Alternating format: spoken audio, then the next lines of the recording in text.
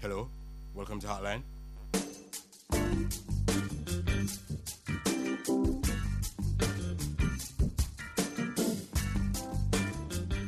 Welcome to the hotline. Welcome to Hotline Interface. I'm your host, Emily Shields. Thank you for joining me live on Jnn for Hotline Interface and on RGR 94 FM, on the internet on rgr94fm.com, on your cell phones from the US, UK, Canada, wherever in the world you are. Thank you for joining me today, Thursday, the 20th December, 2018. This is Hotline Interface. Emily's views, her position on the issues, her point of view backed up by the facts. Here are Emily's views. What a year it has been so far. There have been many moments for the country. There have been private moments for individuals, some losses that we've had personally. And we invariably, I think this time of the year, certainly I use it. I use the end of the year, or coming close to the end of the year, as a time for introspection, a time to be still, and a time to try and be at one with your own thoughts on all the things that have happened, things that during the course of the year you may not have had the time to pause, to assess your own feelings towards them because you're so busy with all that is going on. And I bemoan perhaps every week on this program that perhaps because of the nowness of the world in which we live, where everybody has an opinion every second of the day, it is so easy for us to feel that we must always have an opinion on something, even if and when we have not taken the time to give proper thought to what our views are on that thing. And I'm consoling myself as I wish for you to consider that it's okay not to always have an opinion on something, because opinions really should be formed when you have taken the time to properly consider all of the material facts that should be available to you. So it's okay in a world of the now to pause and to not have any thought at all when asked about whether you have a view on something.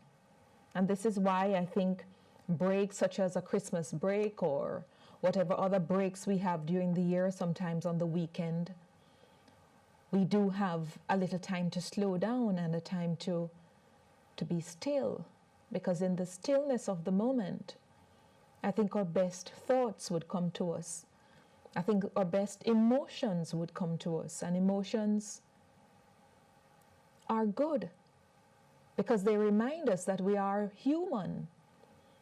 And to be human is to not to be devoid of reason, but to accept that in the complexity of who we are, it is a rational thought with a dose of emotion that's going to properly define who we are and how and why we come to the decisions that we come to.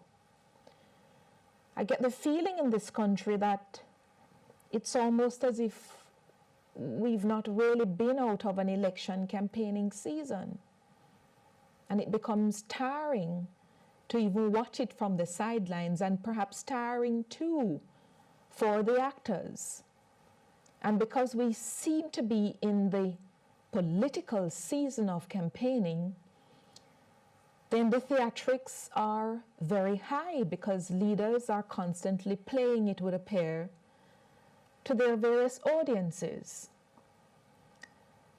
And what I feel is that the spirit of cooperation in the best interest of the largest constituents, Jamaicans, sometimes that feeling of cooperation is lost because we seem to be always playing to the followership in the constant election cycle.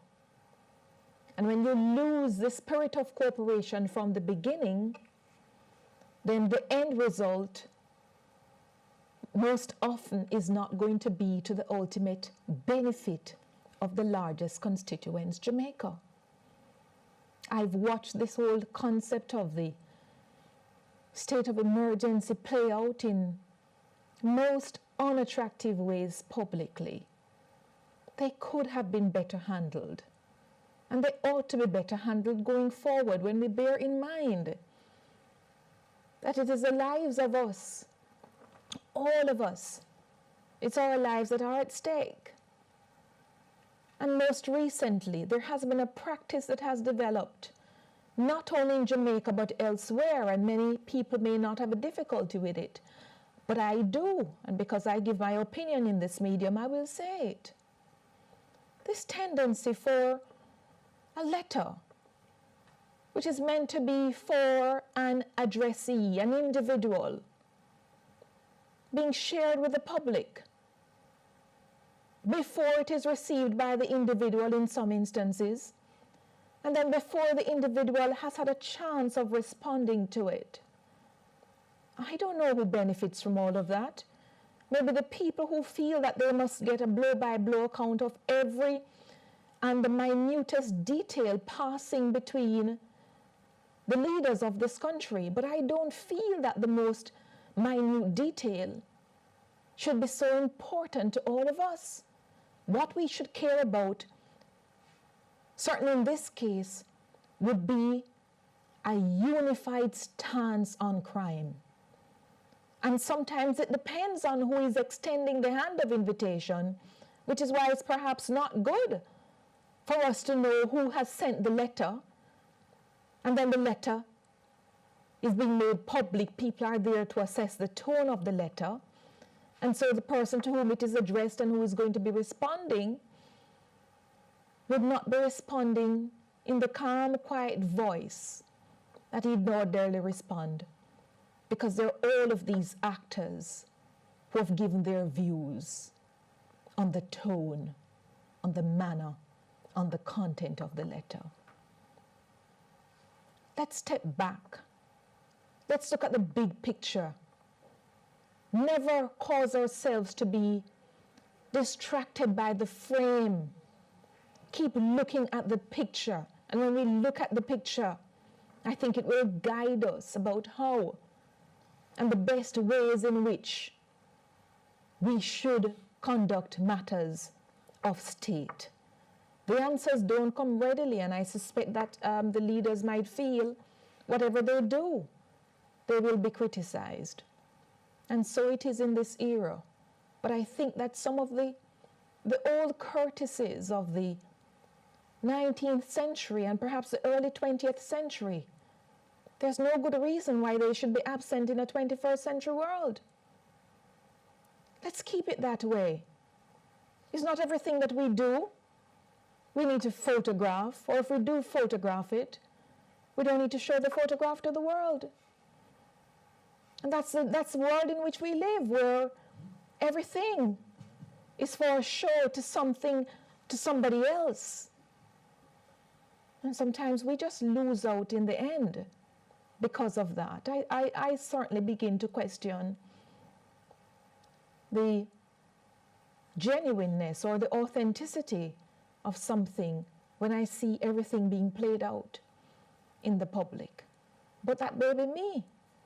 Very modern, but there are some things that I think should remain traditional, and I fight against that every day. But that's just me.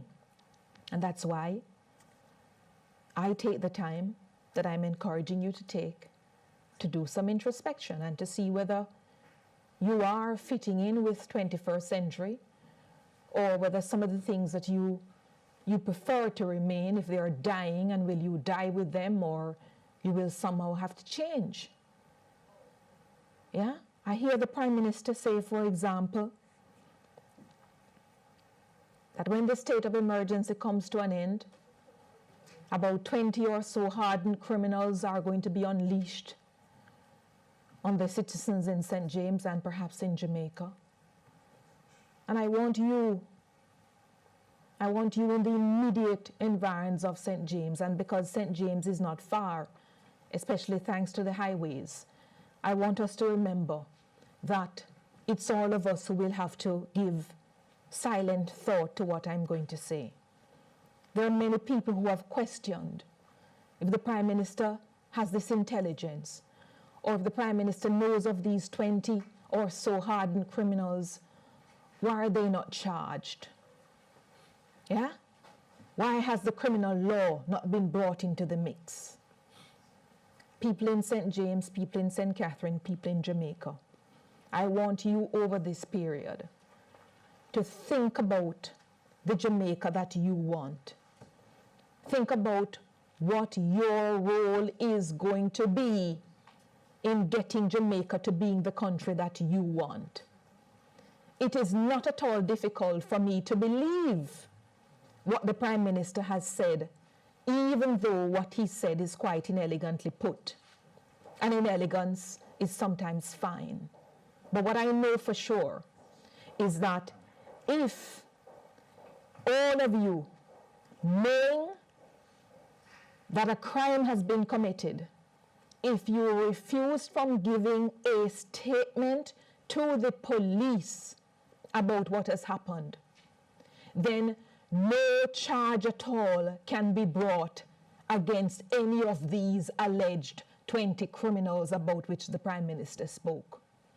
So I want you to sit back and I want you to reassess what is going to be your role in the better Jamaica that you want, and to recommit yourself to assisting in the criminal justice system. If we don't do that, we can just all forget about it. There are many unapprehended criminals in Jamaica. The only way they're going to be apprehended is if we all play our part in the criminal justice system. So take the time for introspection, and I hope it helps you, as I hope it will help me at the end of it, to being a better person and a better Jamaican. Those are my thoughts.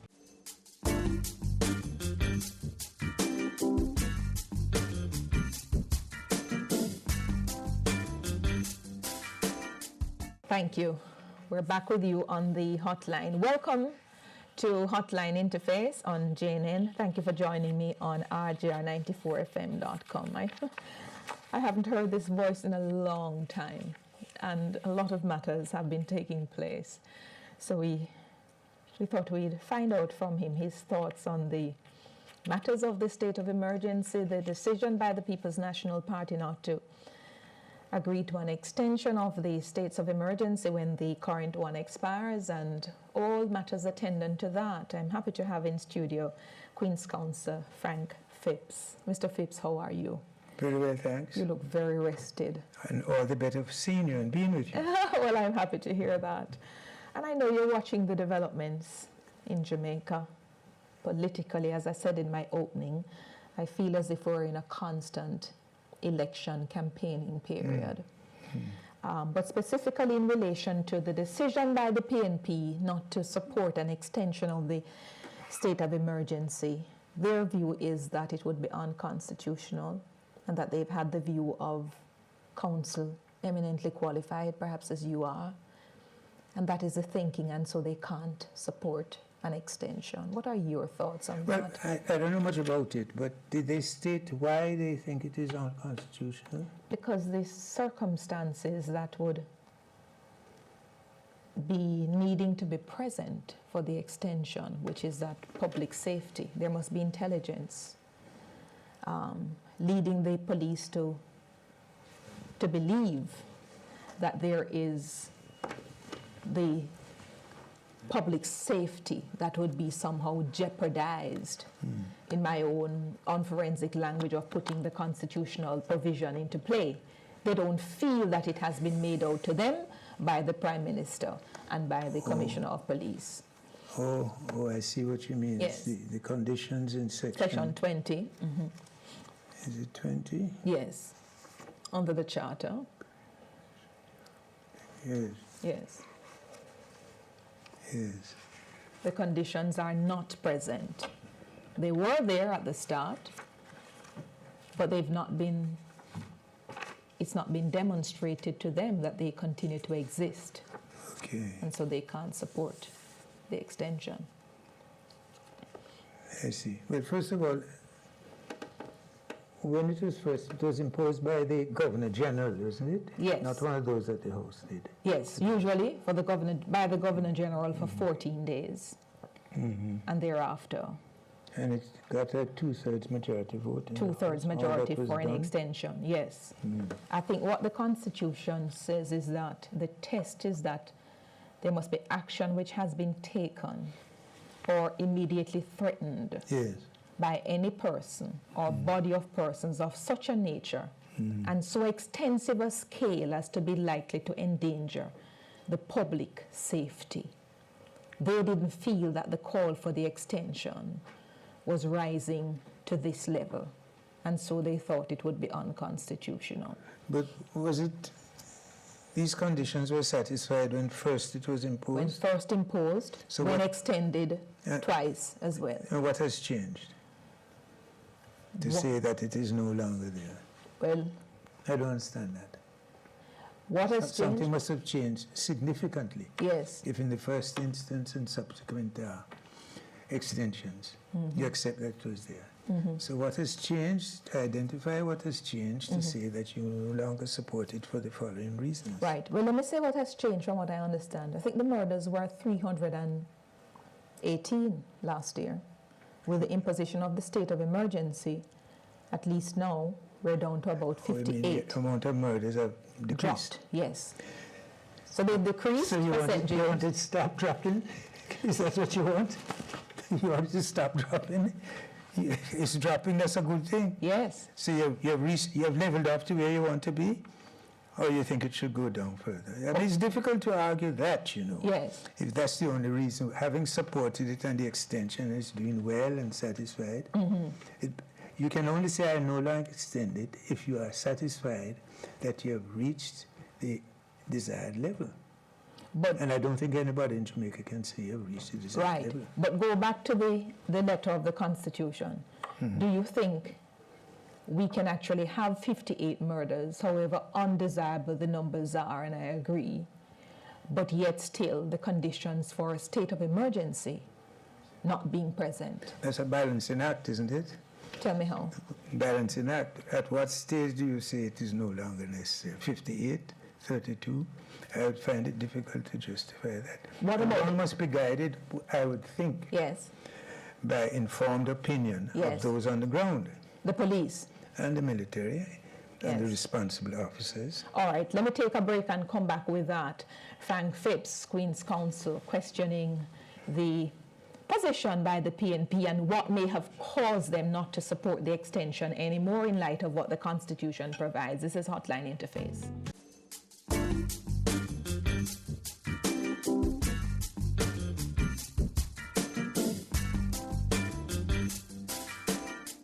Thank you. We're back with you. Thank you for rejoining me on Hotline Interface and on Hotline on RGR. We're back with Frank Phipps, Queen's Counsel.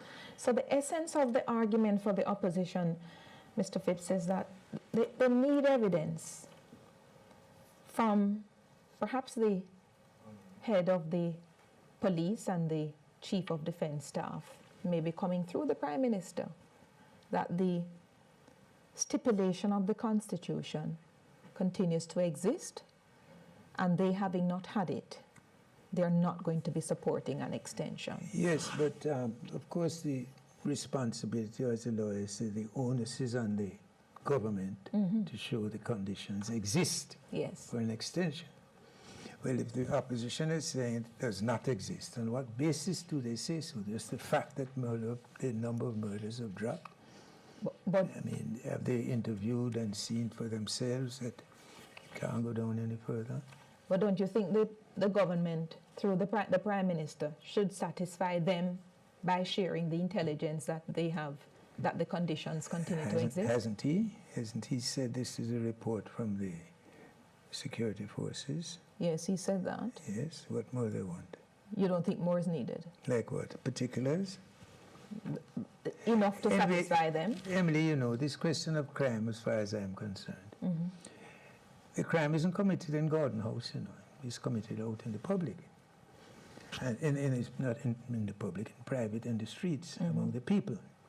And the solution rests with the people. I heard towards the end of your program, your peroration, you were saying that the people must give statements and so and so. They are the major stakeholders in this thing.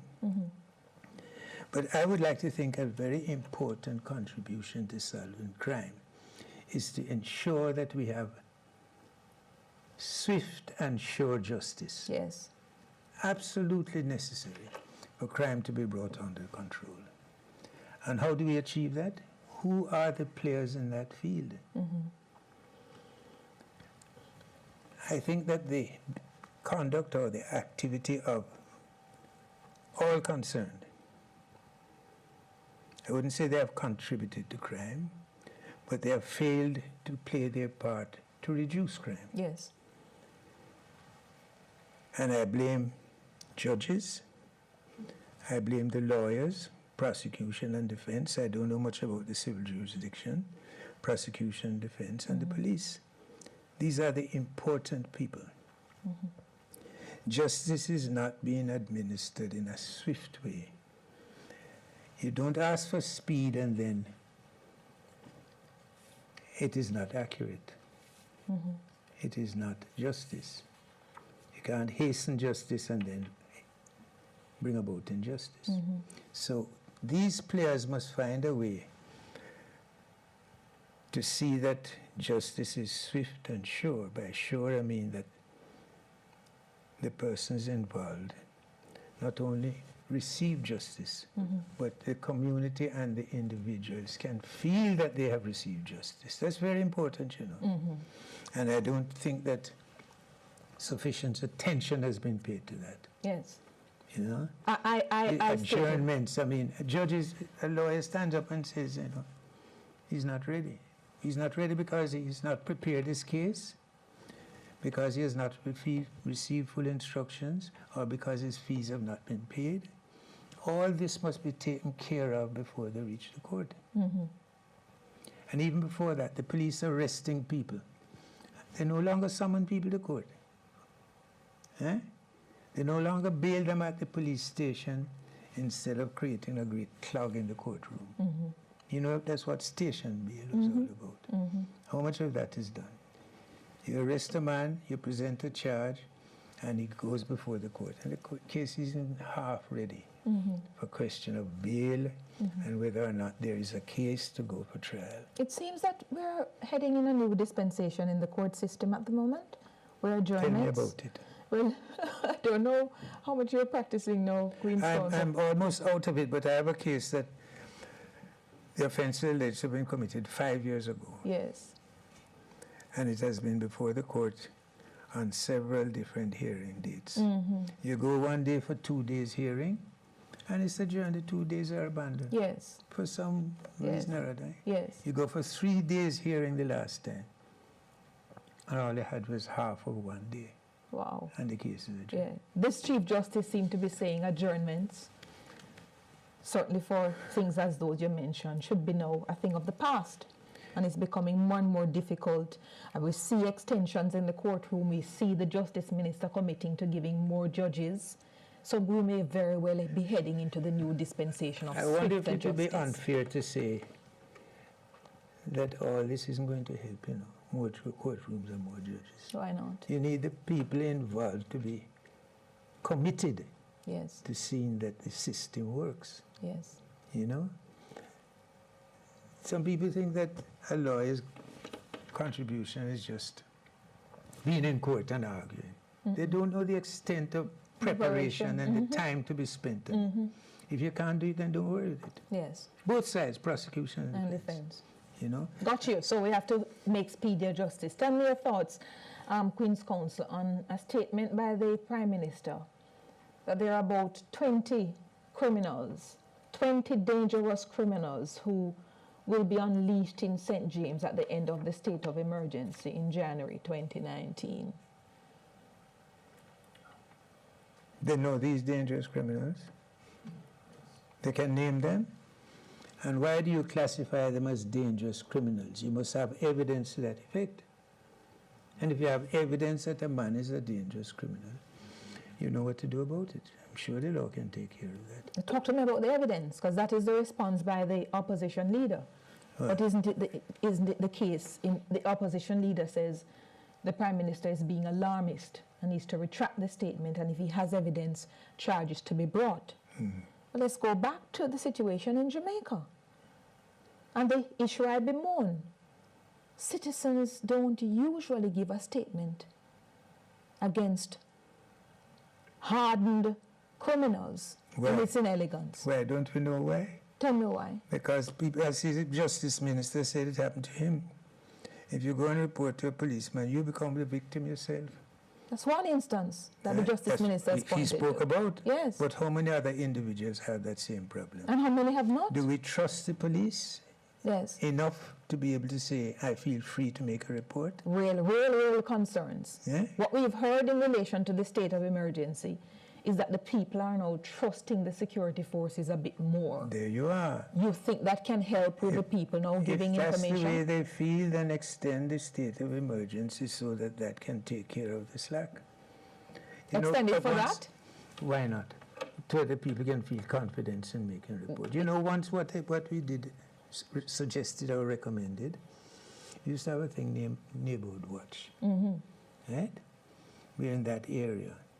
If there's some crime or some suspicious person, you report it to your local justice of the peace or a district constable in the area. You don't go down to the police station and tell constable so-and-so, who passed on to corporal so-and-so, and everybody in the station know about it. The report to the station then would come from the JP. Really? In the neighborhood watch. That's what I In the recommended. neighborhood watch. That's what I'd recommended. Okay. So the person is protected. Anyway, nothing came of the recommendation. Like most recommendations. Yes, that and I can see why. Because after a while, people will just offload on this one JP. There's areas, different areas, you know. Yes. And a JP is attached to each one. Right. And if they have a problem, report it to him. Right. He makes the report to the police. So go In back. all of this, the custodians must play a part Yes. in keeping peace in the community, in knowing where crime is being committed, knowing the usual suspects. You know what I mean? But they sit back and go to cocktail parties at King's House and they believe they'll discharge their duties. Right. But Marky the Custis is my friend, so careful. yeah, what be I'm saying. careful.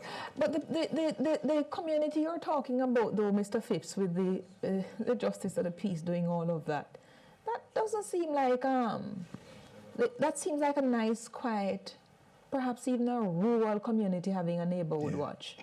I'm talking in some hard communities like some of those in St. James that have caused the state of emergency to be imposed. Isn't that where you need it then? Isn't that where you need a neighborhood watch? You have good citizens there, you know. Yes. Isn't that where you need it? But tell me about citizen involvement and how you think in the speed for justice that you talk about and that I support, that citizen involvement outside of merely lodging a complaint to a JP, how it is important to getting even the speedy trial that you say we need to deal with They justice. can't control the citizen, they can't control the rate of trial. I mean, let's be practical. Citizens can only make the information available.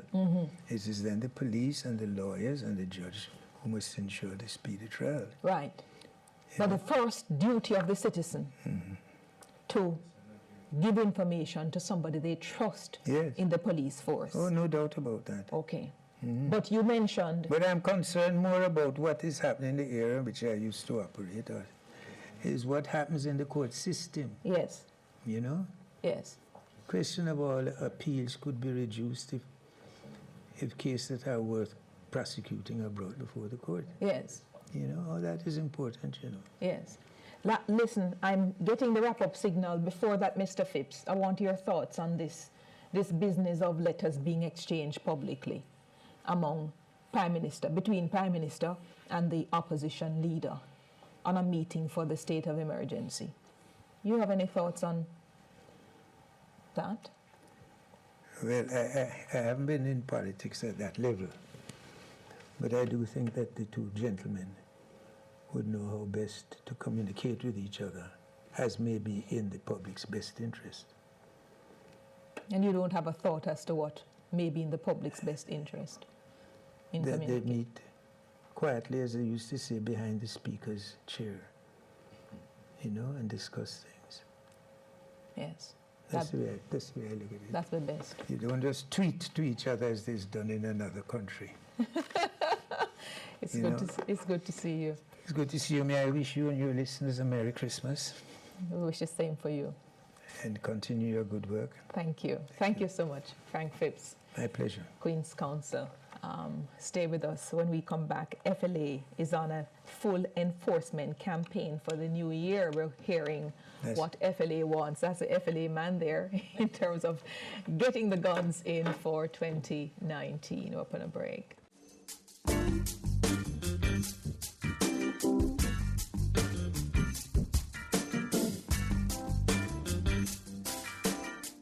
Thank you.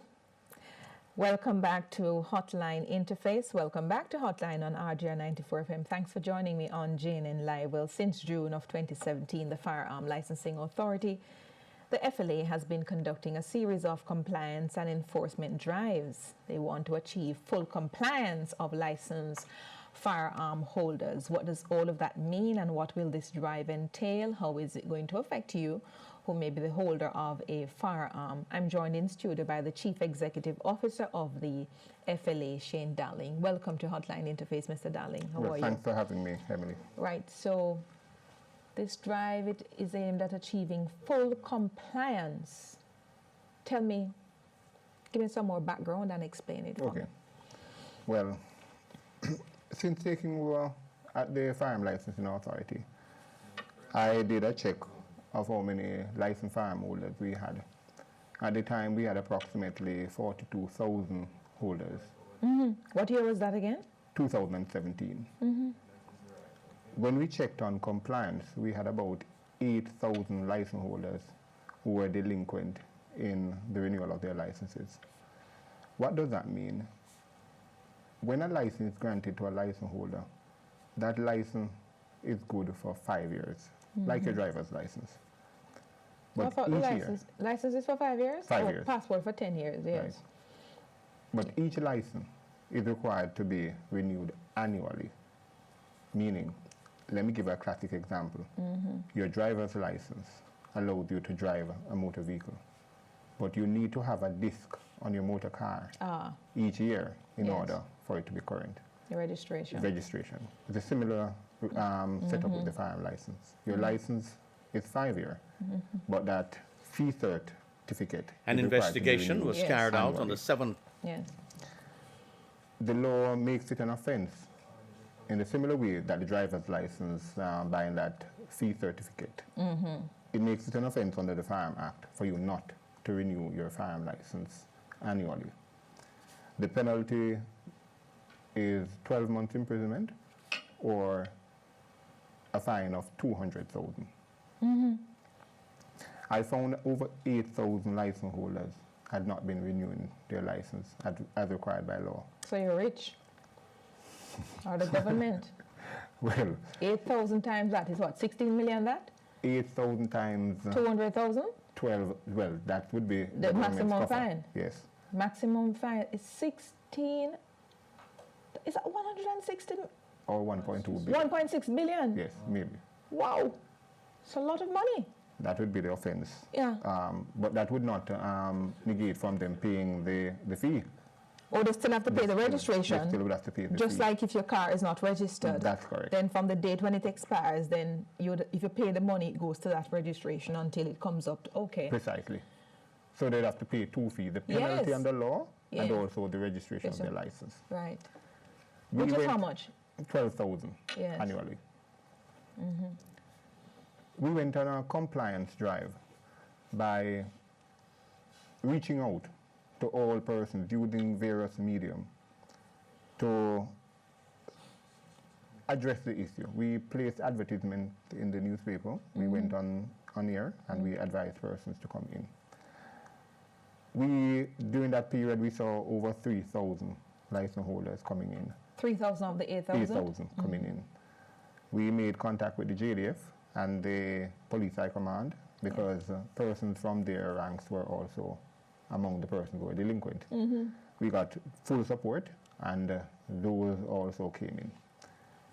What we found, having done a check of the database now, we find that over 4,000 still outstanding. So half of the 8,000 haven't come in. That's correct. And have they died, do you know? Well, we have started going house to house now to check on persons. We found that several of those persons are dead, so that we have visited so far. It poses a national security issue. So do you know where those firearms, where they are? Some of those firearms, the family members have explained that they didn't know that they have a firearm. Some explained that it may have been in the safe and still in the home. Yes. So we're working with the police to seek to get those out and recover. There are persons who left Jamaica and died overseas, and the firearms are still locked up in the homes. Right. We are taking steps aggressively to recover those firearms. Yes. We had a case last, about a month ago. It was reported in the media, where a person was held with a firearm. And when checks were made, we found that that was a licensed firearm.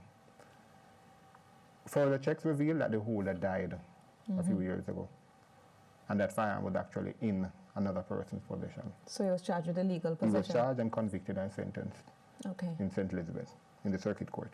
Wow. We have found in the case of Duppy Flim, who was killed in St. Thomas, a licensed firearm was in his possession also. We therefore treat... No, the gun was licensed to whom? To someone else. Oh, yes. So you don't want to charge a dead man with illegal possession? No.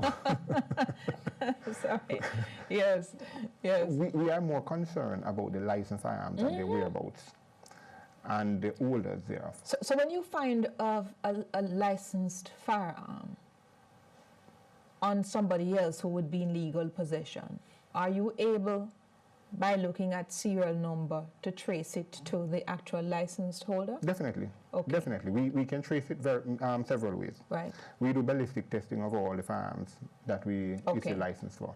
And we have serial numbers for all of them to trace them from the point of entry into Jamaica to the license holder that was granted. So have you been able to find the license holder for the gun that was found on Duppy Film? Definitely. What has happened with that? We have revoked the license. Oh, but apart from revocation, has he been able to explain how somebody else came to have had his gun? Well, he gave an explanation to the authority, and we were not satisfied. We have revoked the license. But isn't there a charge of a negligence or anything against him, just like how they charge Reverend Miller for leave him gun and go pick plums? Yes. Has he been charged? Well, that would be for the police to... And you don't know of any charge been brought against that person? Not that I'm aware of, but that is for the police. So when you revoke license, is there a lifetime ban against that individual from ever getting a license again? Naturally, I would say that unless circumstances change drastically, that person would likely be banned, because the revocation of a license we treat very seriously, and we would have to have a very good reason to revoke a person's firearm. So while I would not say it's a total ban, it would be virtually impossible unless good and sufficient reasons are given for persons to be the license to be reinstated. Right. So you still have some members, some out of the 8,000 who were delinquent, who remain in the delinquent group. Yes.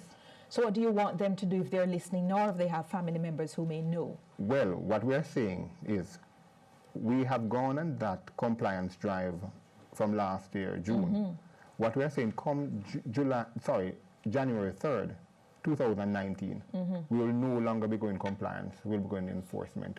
What we'll be doing is sending the list to the police and to Passport and Immigration and Citizenship Agency for an alert to be placed at all airports on persons seeking to leave the island who have not renewed their firearm license. You have authority in law to do that? What we are doing as a part of the architecture of the Ministry of National Security, of which PICA also falls, we're working on a MOU.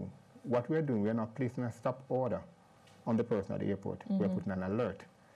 PICA can say to the police, we have a list, you have been advised, you're the individual who the firearm licensing authority has stated is in breach of Section 45 of the Firearm Act, and he's about to leave the island. The police can charge that person on the spot The intention is for them to be charged. That is correct. Okay, and then when charged, the fine that would be maximum is the 200,000. 200,000 or 12 months imprisonment. Okay. Plus they'd have to bring themselves up to the annual registration. And we would need to know where the firearm is, because that is very important to us. Or they need to bring it in. We need to know where it is, because we have not seen those firearms for years. Right. In most cases. Right. And the failure to re-register the weapon yearly, could that also be grounds for revoking the license? Definitely. An offense, any offense under the Firearm Act, makes a person liable for revocation, because that's one of the next steps we'll be taking. Yes. While we're going on enforcement through the police, we'll be seeking to also gather information in order to revoke those licenses. All right, great. Final question. So how many now out of the 8,000 not in compliance? Over 4,000. Still over 4,000? We went to 8,000. Yes. It came down to 4,000. Yes. Just over 4,000. Since we have made the public drive, we saw several persons. In fact, the office is now inundated with persons coming in. Yes. But we are making it clear we're not continuing the drive into next year. January will be enforcement and prosecution. All right. Thank you so much, Shane Darling, Chief Executive Officer of the FLA. Thank you for your time on Hotline Interface. I look forward to having your company again next year on this program. Thank you. Take care. I'm Emily Shields.